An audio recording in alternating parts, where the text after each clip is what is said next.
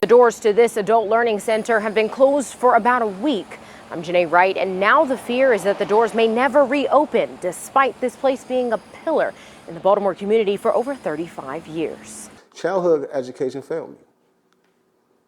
I was in the system of where teachers would tell you, I get a paycheck, it don't matter if you graduate or not. Stories like Brian Rogers Jr. happen often, leaving many adults without a quality K-12 education. It's the main reason the South Baltimore Learning Center was developed in 1990.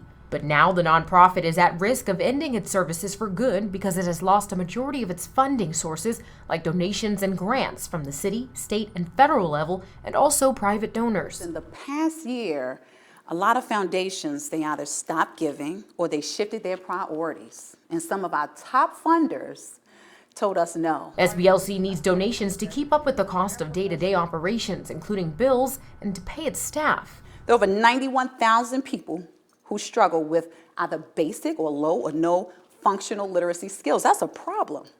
But yet we want to highlight the focus on workforce development, but it begins with education. So where's the investment? Where's the care? Where's the funds? Where is the hope? I didn't want to be a hypocrite to my son and tell him to graduate high school when I never graduated. Jeremy Smith says that's the reason why he came to SBLC.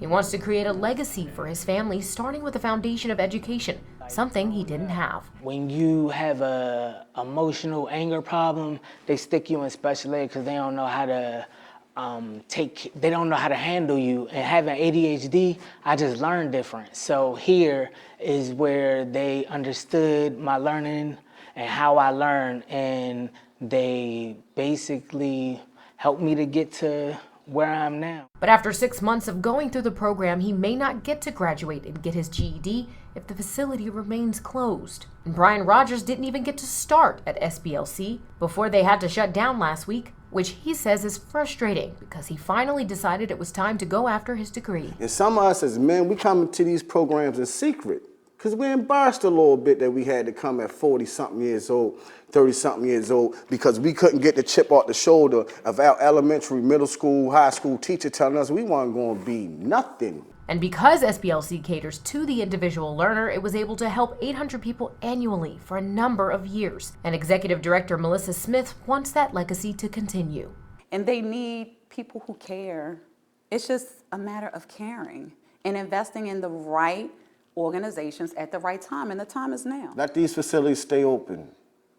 You're saving someone's life. The South Baltimore Learning Center is hosting a rally Wednesday morning starting at 11 a.m. just outside its center doors on Austin Street.